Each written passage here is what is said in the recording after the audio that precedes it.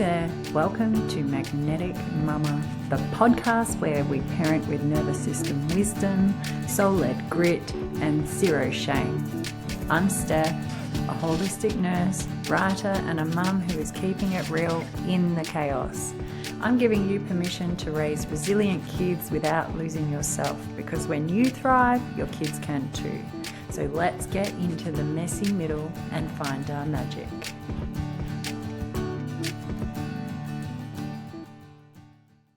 Hey there, welcome to Magnetic Mama. I'm Steph, nurse, writer, and a mum in the thick of it, in the messy middle, raising tweens and teens. And let me tell you, February, after coming back from holidays and summer in Australia and starting the school term, has been an interesting way to kick off the year.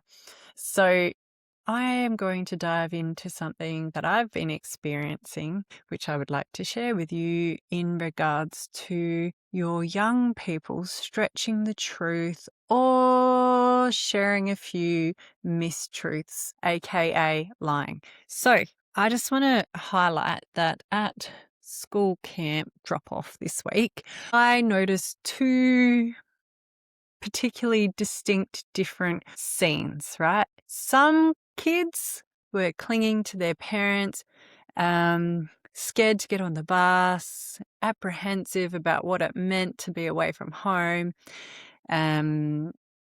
Meanwhile, some of the parents were clinging on to their kids and the kids were ready to go, but the parents were like, oh my God, what does it mean 5 days away from home? And then there's also the the parents who write little messages so that their kids can find them while they're on camp, or really cool things that I don't think of doing myself, so good on you for doing those things. Slipping air tags into backpacks, interesting one. But yes, feeling that anxiety around separating, and often that's a good time to reflect on what is your attachment style. But let me go back a step. Then you got my kids or my daughter, who jumped on the bus, barely even gave me a hug, and walked away like they'd just been released. And, off up the bus steps, bye, Mum. And that's it. And I stood there thinking to myself, well, that's pretty humbling, because, it's nice that she's excited to go, but she doesn't really care that she's saying goodbye to her mum. So February isn't just about new routines and schedules. It's also seemingly about a new sense of independence, peer loyalty, social image, and the subtle recalibration of identity after a long summer. But here's what's been activating me this term, and it wasn't the separation from the camp. It is the lying. My daughters have started lying to me. And if I'm honest, lying is one of my biggest triggers. Like, I flip my lid when I find out people are lying. And, if you've ever experienced betrayal in a friendship, in a partnership, in family, you know how destabilizing dishonesty can feel. Lying just doesn't feel inconvenient. It feels unsafe. It erodes trust. It makes you question your reality. And for me, it shakes my foundation. And honesty is one of my core values. Be honest, own it, make mistakes, say sorry, repair. For me, that is way better than lying. So when I catch one of my girls in a mistruth, even a small one, my body reacts before my brain does. I'm hot, I'm sharp, I'm righteous, and my automatic response, punitive, very reactive, definitely not curious, and pretty much not regulated. And I don't even have the capacity to be like, calm down and breathe. I literally fly off the handle, because for me and my nervous system, lying equals betrayal. And here's the truth. my explosive responses are not working. So, to give you a bit of an example, there was a situation recently where there was some mistruth happening, and maybe it didn't seem that big, but on the outside. But for me, in working out that my children aren't being honest and telling the truth, really is catastrophic for me.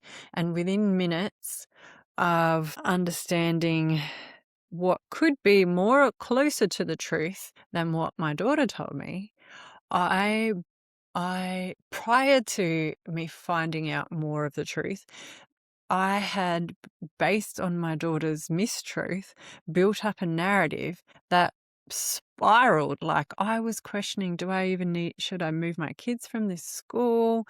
Is this genetic? Are they going to become pathological liars? Is it a character flaw? Am I a failure as a parent? Like, I constructed an entire dystopian future based on this mistruth. One bent truth. And later, when I calmed down, which took a while, like a while, and when I wasn't reacting in the moment, I realized I was kind of reacting to every unresolved betrayal my body still remembers. And that's my attachment.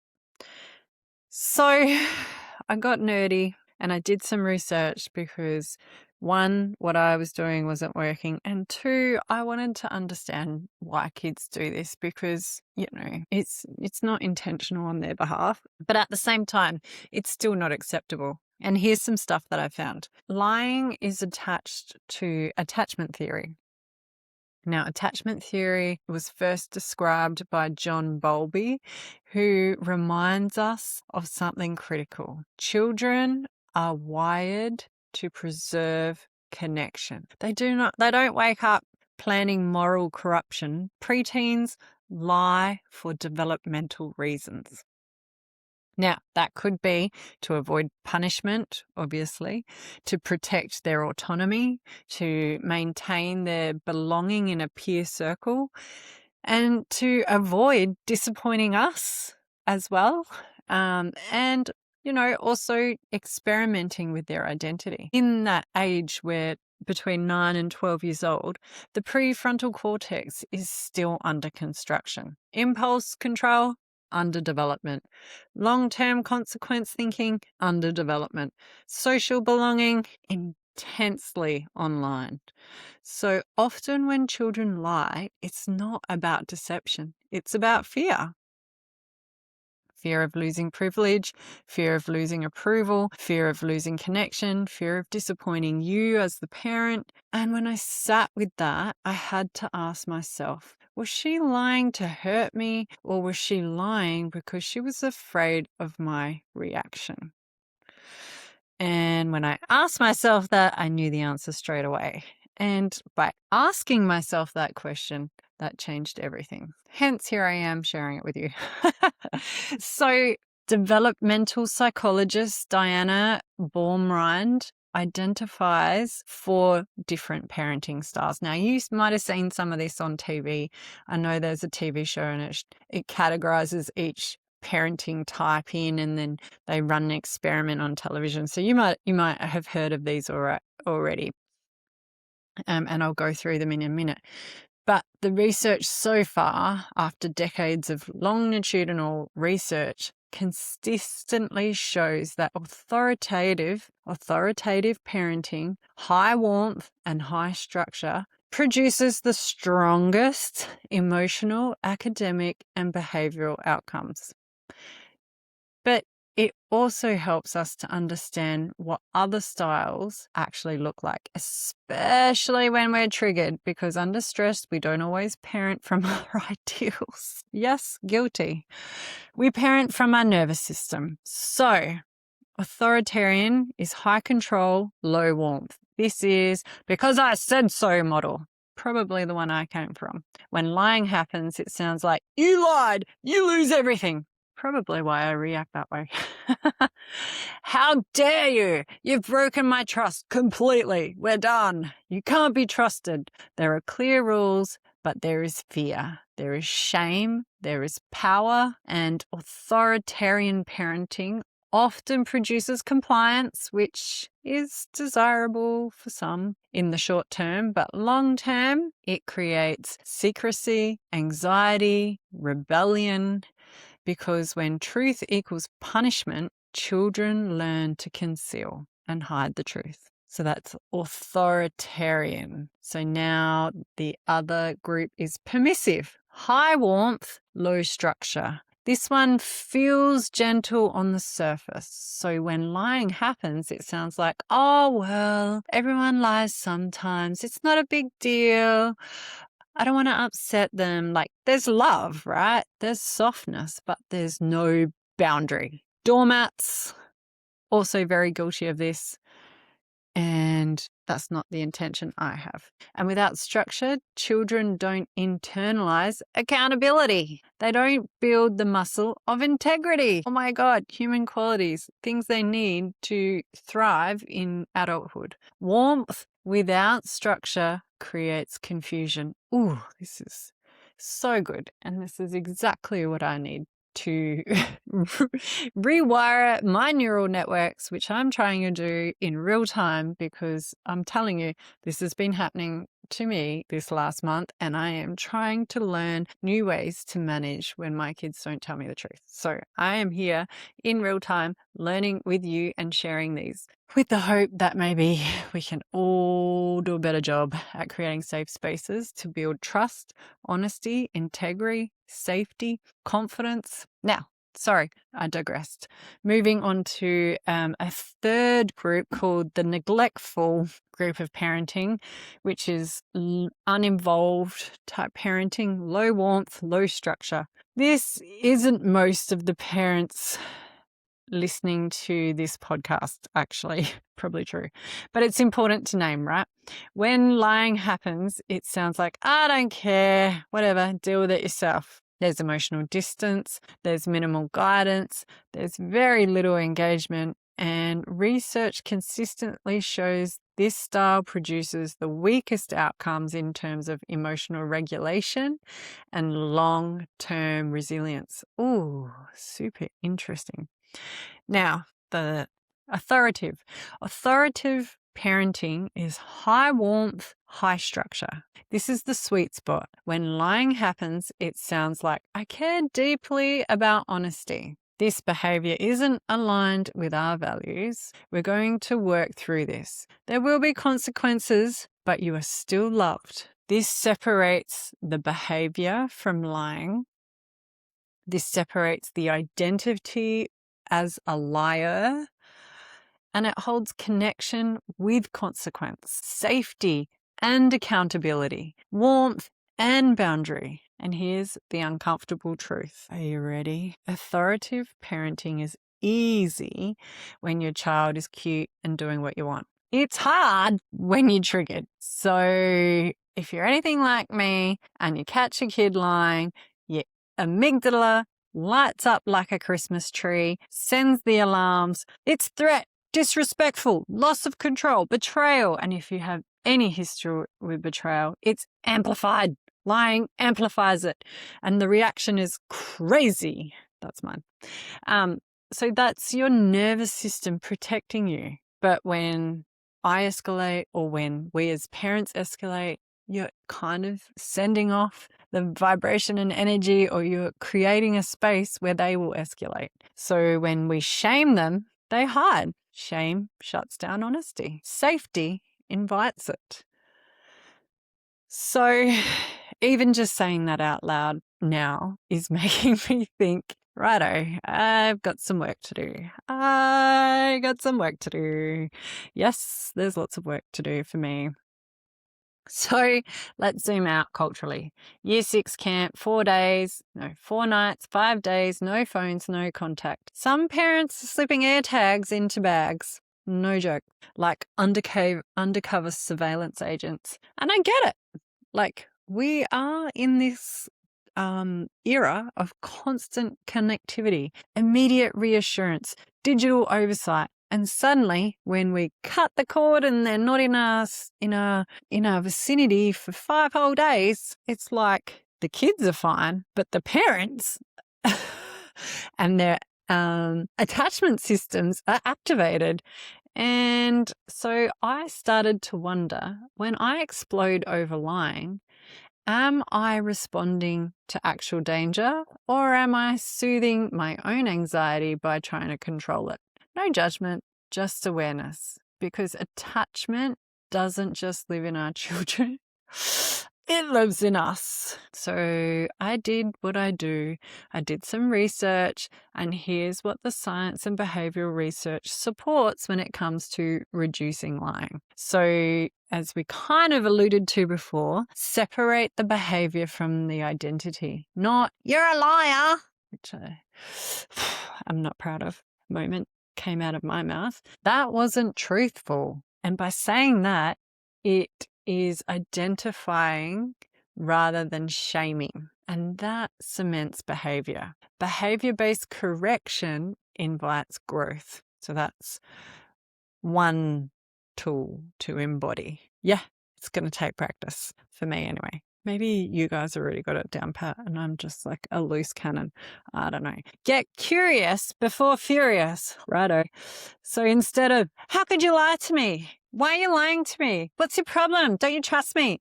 Try, help me understand what made it hard to tell the truth. That single sentence shifts the nervous system dynamic instantly. Again, moving the shame and blame. And creating, just creating curiosity. Number 3, link honesty to freedom. Trust gives you independence. Lying reduces trust. If you want more freedom, we need to build more trust. And that reframes honesty as empowerment. Oh, yeah, not obedience, because I don't want my child to be an obedient little good girl. I want her to ask questions and stand up for herself without being disrespectful. I'm practicing. So, number 4, reduce the fear of the truth. If children expect an explosion, as I was doing, they will choose to keep things under wraps. Well, if they expect calm accountability, they choose to disclose more often. Yes, I hear you. I get it. So being calm, co-regulating rather than flying off the handle, recognizing that I'm going to flip my lid. Maybe I need to go take a walk before I discuss this with my children. Calm myself and really be accountable for my own behavior before I expect them to be. And then number 5, repair quickly. When I fly off the handle, because I still sometimes do, I circle back. Right. Well, yes, I'm good at that. I am very good, because I am very conscious. I'm super reactive, and that's who I am, and it's a lifelong progress to undo my very futile fire short fuse. So I work with it and I acknowledge it, and I do often circle back and acknowledge my behavior, and if it needs an apology, I give one. So these are the words suggested.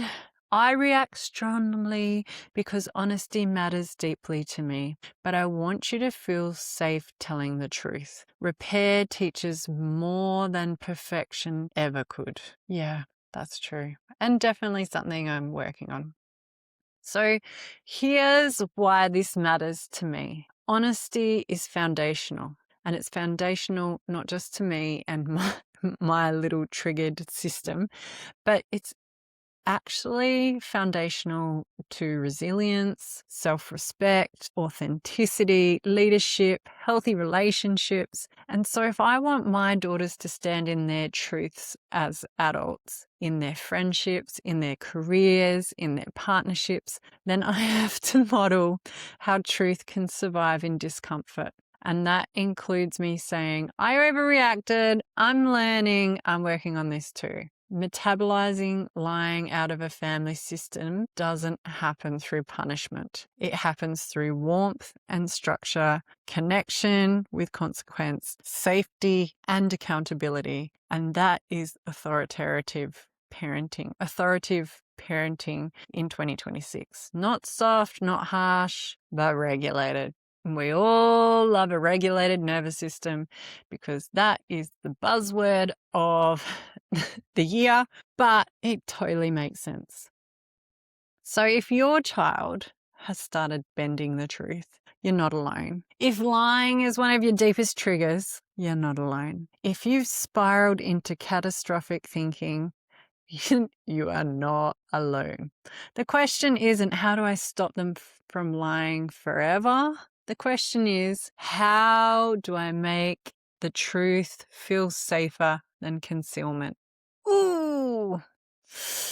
Because secure attachment isn't tested when they cry at drop off. It's tested when they lie. And how we respond in those moments shapes the adults they become and the leader we are becoming too.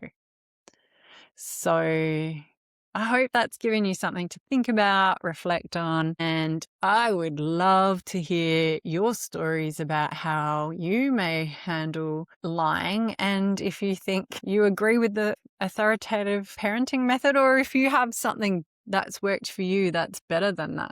I would love to know. I'm so curious because for me, it's definitely a work in progress, and I mean, I am using it as a mirror and obviously not blaming myself, but definitely building awareness around how I react, particularly to lying. And it's pretty much given me some insight on how I react to lots of things.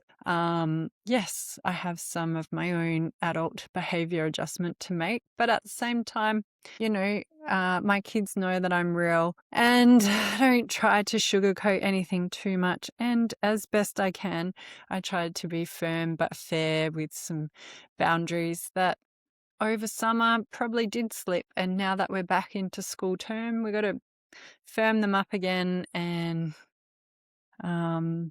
find ways to work through these developmental challenges that are a part of life and life lessons, and learning them now while they're safe and at home and with parents who love and care for them is the perfect opportunity to mess up completely and repair quite quickly, so that when that happens out in the real world, because adults lie, it's not uncommon. It's it's a good opportunity to teach them how to manage it themselves when they get older. So, and in how to manage it in their peer groups. And maybe I actually think the kids are doing it way better than us. So I'm learning from them, they're learning from me. But I am obviously the adult and it's my job to keep them safe. So trying my best, and hope that you have found something helpful in this. I have created a little nervous reset program that you can find on the website. I can put the link in the show notes. If anyone needs a bit of gentle guidance in calming the nervous system, or just becoming aware of what their nervous system is doing or where they're sitting, and just building that awareness around your reactivity, non-reactivity, and how that impacts on the space that you live in and with the people around you. So anyway, check it out. It's there. Till next time, see you, and hope you all enjoy the rest of the summer in February in Australia anyway. Bye.